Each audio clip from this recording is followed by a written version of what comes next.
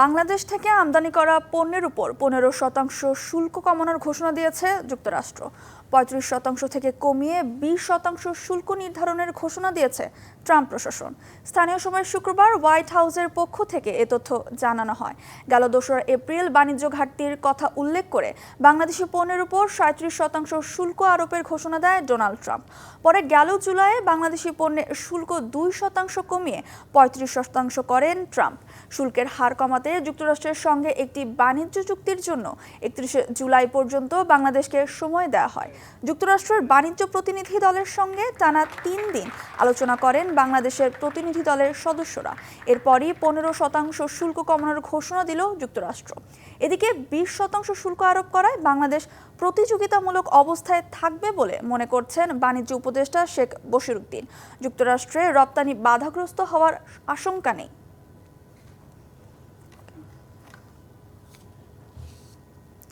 বাংলাদেশ থেকে আমদানি পণ্যের উপর 17% কমে যুক্তরাষ্ট্রের 20% পাল্টা শুল্ক আরোপকে কূটনৈতিক বিজয় মন্তব্য করেছেন প্রধান উপদেষ্টা ডক্টর মোহাম্মদ ইউনূস।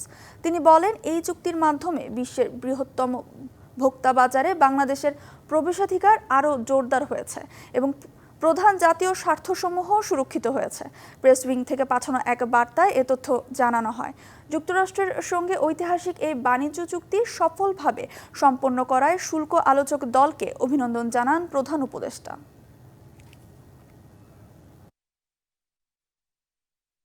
বাংলাদেশি পণ্যে মার্কিন নতুন শুল্কে রপ্তানি বাধাগ্রস্ত হবে না, তবে বাড়তি চাপ তৈরি করবে বলে মনে করছেন Dhaka chamber of commerce and ইন্ডাস্ট্রির সাবেক সভাপতি SM শেকিল চৌধুরী। ডিবিসি নিউজকে দেয়া একান্ত সাক্ষাৎকারে তিনি একথা বলেন।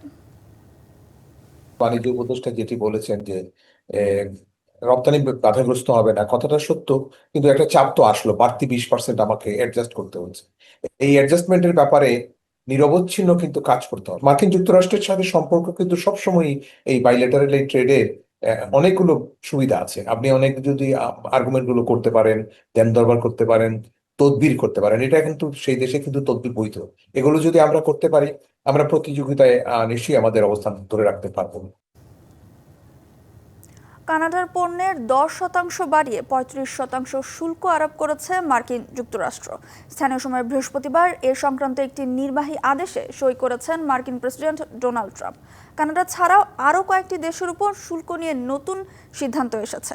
অন্য দেশগুলোর মধ্যে পাকিস্তানের উপর 19%, আফগানিস্তানে 15%, ভারতে 25%, ব্রাজিলে 10%, ইন্দোনেশিয়ায় 19%, মালয়েশিয়ায় 19%, মিয়ানমারে 40%, ফিলিপাইনের উপর 19%, শ্রীলঙ্কার উপর 20% ও ভিয়েতনামের উপর 20% শুল্ক আরোপ করেছে ওয়াশিংটন।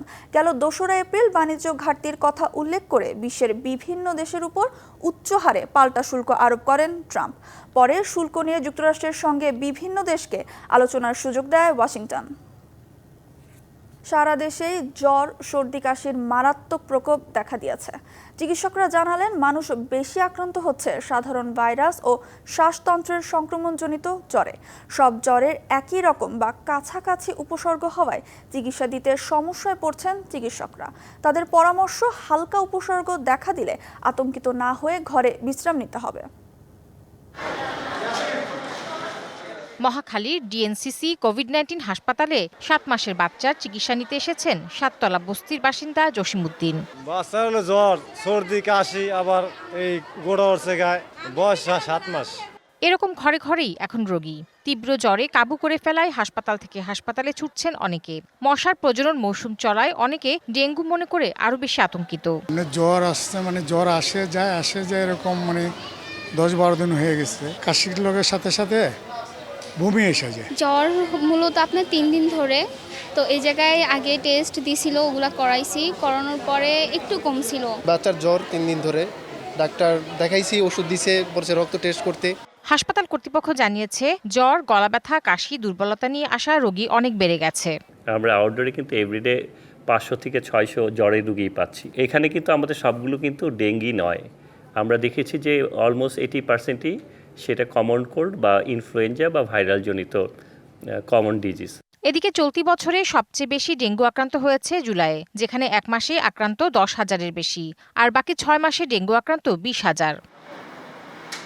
বিশেষজ্ঞ চিকিৎসকরা বলছেন একসঙ্গে ছড়াচ্ছে একাধিক ভাইরাস, উপসর্গগুলো একটির সাথে মিলে যাচ্ছে অন্যটি। সবগুলো সিমটমই কিন্তু মোরালেস সেম, কারণ হচ্ছে কি আমাদের যে এই কোভিডের যে নতুন ভেরিয়েন্ট সেখানে কিন্তু সর্দি কাশিটা কিন্তু এত বেশি থাকছে না। ডেঙ্গুতে কিন্তু সর্দি কাশি থাকতে পারে, ডেঙ্গুতে কিন্তু ডায়রিয়া থাকে। চিকুনগুনিয়া যদি ধরি সেটা তো কিন্তু আপনার কম বেশি একই রকম সিমটম নিয়ে আসতে পারে। আমি প্যারাসিটামল খাবো, কারণ প্যারাসিটামল প্লাটলেটের উপরে কোনো সমস্যা সৃষ্টি করে না। যে কোনো ভাইরাস জ্বরের জন্যই আমরা বলি ট্রিটমেন্টে কি প্রচুর পরিমাণে আমরা হেলদি ফুড খাওয়ার চেষ্টা করব। এ সময় রোগীদের স্বাস্থ্যকর খাবার ও সাবধানতা অবলম্বনের পরামর্শ দেন তিনি। Tahsina Jessy, DBC news, Dhaka. কোনোভাবেই স্বাভাবিক হচ্ছে না বাংলাদেশি নাগরিকদের ভিসা পাওয়ার বিষয়টি। অনেক দেশই সম্পূর্ণভাবে বন্ধ রেখেছে পর্যটক ভিসা কার্যক্রম। কোথাও কোথাও বেড়েছে ভিসা প্রত্যাখ্যানের সংখ্যা। পররাষ্ট্র উপদেষ্টা বলছেন ভুল বা মিথ্যা তথ্য দেওয়ার জন্য এই জটিলতা।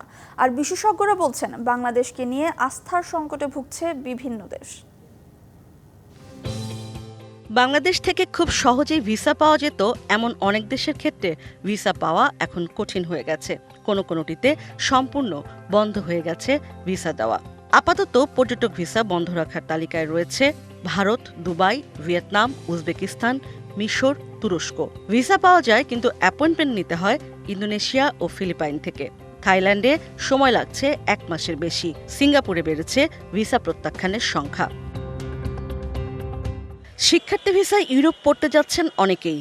তাদের মতে আগের চেয়ে আবেদনকারীর সংখ্যা বৃদ্ধি পেয়েছে কয়েক গুণ, তাই ভিসা প্রত্যাখ্যানের সংখ্যাও বেশি। বিভিন্ন গ্রুপে অ্যাড আছি তো ওখান থেকে দেখতে পাচ্ছি যে বিগত বছরগুলোর তুলনায় এবার হচ্ছে বেশি রিজেকশনের হার। আমার একটা ফ্রেন্ড কানাডাতে রিজেক্ট হয়েছে 2 বার। ওদেরও তো একটা টার্গেট থাকে যে এই বছর এতগুলা ভিসা দিবে, অ্যাপ্লিকেন্ট অনেক বেশি। পররাষ্ট্র উপদেষ্টা এর জন্য দায়টা চাপালেন বাংলাদেশিদের উপরই। ফেক ডকুমেন্টস একটা অন্যতম প্রধান সমস্যা আমাদের। এটা এখনো আগের মতো চালানোর চেষ্টা হচ্ছে অনেক ক্ষেত্রে, কিন্তু এটা সহজেই কিন্তু ধরা পড়ে, যে কারণে এই পরিস্থিতিটার সৃষ্টি হয়েছে। আমরা আমাদের ঘর গোছাতে হবে, আমাদের এখান থেকে যাতে এই ধরনের অপরাধমূলক কার্যক্রম না হয় সেটা দেখতে হবে, তাহলে ধীরে ধীরে আমরা এটা আবার ঠিক করে নিয়ে আসবো। কূটনীতিক বিশ্লেষকরা মনে করছেন বাংলাদেশের মানুষকে বাইরের রাষ্ট্রগুলো আস্থায় নিতে না পারাটাও অন্যতম একটা কারণ ভিসা না দেয়ার। যেহেতু বাংলাদেশের আইন শৃঙ্খলা পরিস্থিতি যদি বলেন বা বর্তমান অবস্থা যদি বলেন, অর্থনৈতিক অবস্থা যদি বলেন, মোটা দাগে এগুলো নিয়ে কিন্তু বাইরের পৃথিবীর মানুষ দেখছে, এবং এর কারণেও কিন্তু এক ধরনের মানুষ বা তরুণ প্রজন্মের বিশেষ করে বাইরে যাওয়ার একটা প্রবণতা বাড়ছে। সামষ্টিক চেহারাটা বিশ্বাসযোগ্যতা হারায়, তখন কিন্তু ব্যক্তিও সেই সমস্যার ভুক্তভোগী হয়। অনেকেই বাংলাদেশের মানুষজনকে ভিসা দিতে চাচ্ছে না। এটা কিন্তু একটা আস্থার সংকটেরই একটা প্রতিফলন বলে আমার ধারণা। সমস্যা জিইয়ে না রেখে সমাধানের পথ খুঁজতে পররাষ্ট্র মন্ত্রণালয়কেও কাজ করতে হবে বলছেন সংশ্লিষ্টরা। স্বস্তিকর একটা জায়গায় না আনতে পারবো। ইশরাত জাহান উর্মি, ডিবিসি নিউজ, ঢাকা। শিক্ষার্থীদের মাঝে সচেতনতা সৃষ্টির লক্ষ্যে পাঠ্যপুস্তকে জাতীয় পরিচয়পত্র ও ভোটার তালিকার গুরুত্ব ও কার্যক্রম অন্তর্ভুক্ত করতে চায় নির্বাচন কমিশন।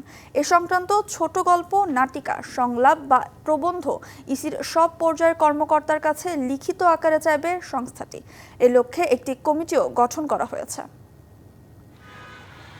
জাতীয় পরিচয়পত্র সম্পর্কে অনেকেরই স্পষ্ট ধারণা নেই। তারা জানে না কিভাবে আবেদন করতে হয় এবং কার্যক্রম সম্পন্ন করতে হয়। এমনকি জাতীয় পরিচয়পত্রেরও গুরুত্বও জানে না অনেকে।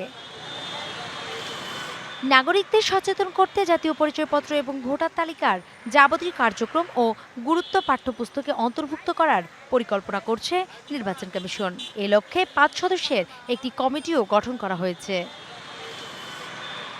প্রাথমিক, মাধ্যমিক ও উচ্চ মাধ্যমিকের পাঠ্যপুস্তকে ভোটার তালিকা ও এনআইডির বিষয়ে অন্তর্ভুক্ত করতে চায় নির্বাচন কমিশন। যদি এনআইডিটা পাঠ্যপুস্তকে নেওয়া যায় এবং ছোটবেলায় বাচ্চাদেরকে এই এনআইডির ব্যবহার, এর গুরুত্ব এবং এর সুবিধা অসুবিধা এবং এর যে বিশেষ করে তথ্য, সেই তথ্যের নিরাপত্তা এবং সেই তথ্যের সঠিকতা, এটা যদি ছোটবেলা থেকেই শিখিয়ে দেওয়া যায়, তাহলে মানুষেরা নতুন করে আমাদের কাছে সংশোধন করতে আসতে হবে না।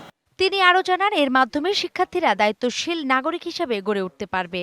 এ লক্ষ্যে মাঠ পর্যায় সহ ইসি সচিবালয়ের কর্মকর্তাদের এ সংক্রান্ত লেখা আহ্বান করা হবে। ছোটবেলা থেকে যখন তারা শিখে যাবে এনআইডির এই বিষয়গুলো স্কুল থেকে, কলেজ থেকে অথবা মাধ্যমিক বিদ্যালয় থেকে, তখন কিন্তু তারা খুবই গুরুত্বের সাথে এটা ব্যবহার করবে। তো সার্বিক বিষয়গুলো বিবেচনা করে আমরা এনআইডিকে পাঠ্যপুস্তকে অন্তর্ভুক্ত করার একটা উদ্যোগ গ্রহণ করেছি এবং এই জন্য আমরা একটা কমিটি গঠন করেছি। সর্বশেষ হালনাগাদ তথ্য অনুযায়ী বর্তমানে বাংলাদেশে মোট ভোটার 12,37,32,274 জন। নূপুর মাহমুদ, ডিবিসি নিউজ, ঢাকা। মিয়ানমারে বেসামরিক অন্তর্বর্তী সরকারের কাছে ক্ষমতা হস্তান্তর করেছে দেশটির সেনাবাহিনী। স্থানীয় সময় বৃহস্পতিবার অন্তর্বর্তী সরকারের কাছে ক্ষমতা হস্তান্তর করে সেনাবাহিনী। আগামী ডিসেম্বরে পরিকল্পিত জাতীয় নির্বাচনকে সামনে রেখে এই সরকার গঠন হয়েছে, কিন্তু অন্যান্য দায়িত্বের পাশাপাশি ভারপ্রাপ্ত প্রেসিডেন্ট হিসেবে দায়িত্ব পালন করবেন জান্তা প্রধান মিন অং হলাইং। মিয়ানমারের রাষ্ট্রীয় সংবাদ মাধ্যমে প্রকাশিত এক ঘোষণায় বলা হয়, 2021 সালের অভ্যুত্থানের পর সেনাবাহিনীকে ডিক্রির মাধ্যমে যে ক্ষমতা দেওয়া হয়েছিল তা বাতিল করা হয়েছে। পাশাপাশি একটি তত্ত্বাবধায়ক প্রশাসন গঠন করা হয়েছে এবং নির্বাচন তত্ত্বাবধানের জন্য একটি বিশেষ কমিশনও গঠন করা হয়েছে। ডিবিসি সংবাদে এ ছিল এখনকার মতো, সঙ্গেই থাকুন।